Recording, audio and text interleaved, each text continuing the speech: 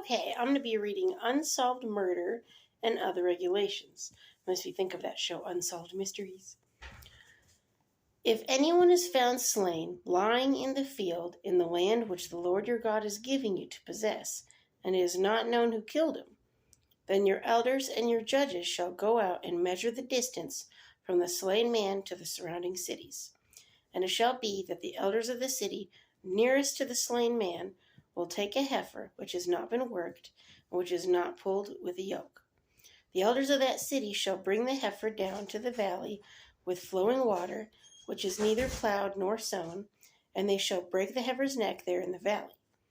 Then the priests, the son of Levi, shall come near, for the Lord your God has chosen them to minister to him and to bless in the name of the Lord. By their word every controversy and every assault shall be settled. And all the elders of that city nearest to the slain man shall wash their hands over the heifer whose neck was broken in the valley. Then they shall answer and say, Our hands have not shed this blood, nor have our eyes seen it. Provide atonement, O Lord, for your people Israel, whom you have redeemed, and do not lay innocent blood to the charge of your people Israel. And atonement shall be provided on their behalf for their blood. So you shall put away the guilt of innocent blood from among you when you do what is right in the sight of the Lord. When you go out to war against your enemies, and the Lord your God delivers them into your hand, and you take them captive, and you see among the captives a beautiful woman, and desire her, and would take her for your wife, then you shall bring her home to your house, and she shall shave her head and trim her nails.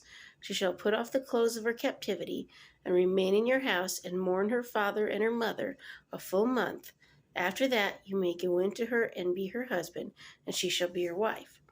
And it shall be, if you have no delight in her, then you shall set her free. But you certainly shall not sell her for money. You shall not treat her brutally, because you have humbled her.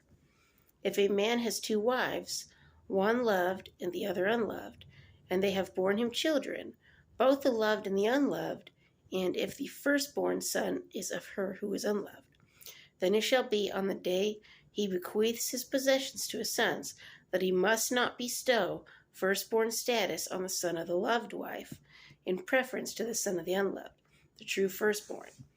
But he shall acknowledge the son of the unloved wife as the firstborn by giving him a double portion of all that he has, for he is the beginning of his strength. The right of the firstborn is his. If a man has a stubborn and rebellious son who will not obey the voice of his father or the voice of his mother, and who, when they have chastened him, will not heed them, then his father and his mother shall take hold of him and bring him out to the elders of his city, to the gate of his city. And they shall say to the elders of his city, This son of ours is stubborn and rebellious. He will not obey our voice. He is a glutton and a drunkard. Then all the men of his city shall stone him to death with stones. So you shall put away the evil from among you, and all Israel shall hear and fear. If a man has committed a sin deserving of death, and he is put to death, and you hang him on a tree, then his body shall not remain overnight on the tree, for you shall surely bury him that day. So you do not defile the land which the Lord your God is giving you as an inheritance, for he who is hanged is accursed of God. So, so there's several things that I want to touch on here.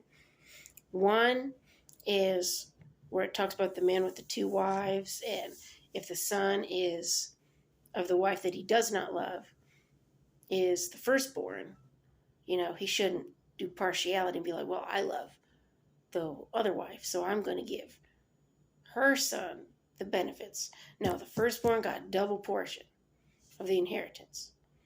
So, and what was that other one I wanted to touch on? Oh, yes, okay. The one where it talks about this son of ours is stubborn and rebellious. He will not obey our voice. He's a glutton and a drunkard. Okay, so that one, they did not want chaos and craziness in their cities. Okay, I mean, nowadays we don't do this. Okay, but in that time, in that specific place, okay, if your child was wild, okay, not listen, not just no good, okay, then they'd pretty much get rid of that child because they didn't want all of that. If you just allow that to happen, then everybody else can go, oh, okay, well, I guess I can be wild and do whatever I want to do. Nothing's happening to him, I'll go ahead and do it. But back then they would see, whoa, okay, he acted like this, and so maybe I better not act like that. And yeah, it seems pretty harsh in today's society, but back in that day, if you didn't listen to your parents and you didn't do what you're supposed to do, then, it could mean your life. I mean, I'll just give just a random, okay, example. Okay. You're, I don't know, a youth, old enough to know what's going on, maybe teenager, okay? You haven't listened to your parents ever since you were little? Nope. Now you're getting drunk. What else does it say? Let's see here. Doesn't listen to the voice of the father or the mother.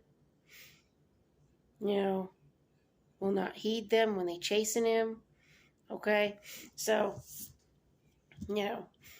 say now you're running around and they're like, there's a lion over there in that field. You better stay away from that field. You're like, no, I don't gotta listen to you. I'm gonna do what I want to do, when I want to do it, how I want to do it. You're gonna die anyway with that life. Even if they wouldn't have took you outside, you would have died. Because you'd have been like, oh, let me just go over here and that lion will eat you up. Okay? So, and okay, even in today's society, all right? You see it from when kids are little. Don't listen to the parents, get bigger. Don't listen to the parents, get bigger. Now the parents are scared of the kids. Because now the kids are stronger than the parents, and they can do whatever they want to do. The parents can't stop them. Okay? Now they're going out and terrorizing the neighborhood, the city. Now the police got them. Now they got to be drugged to jail. Okay? So, it's important when you're a kid, listen to your parents. That's where it starts at home. Kids don't start school till they're like maybe 3 or 4. So the first few years of their life, they're home. The first word they learn is no. Because they're like, let me see what happens let me just put my finger in that light socket there. What does a parent do? No.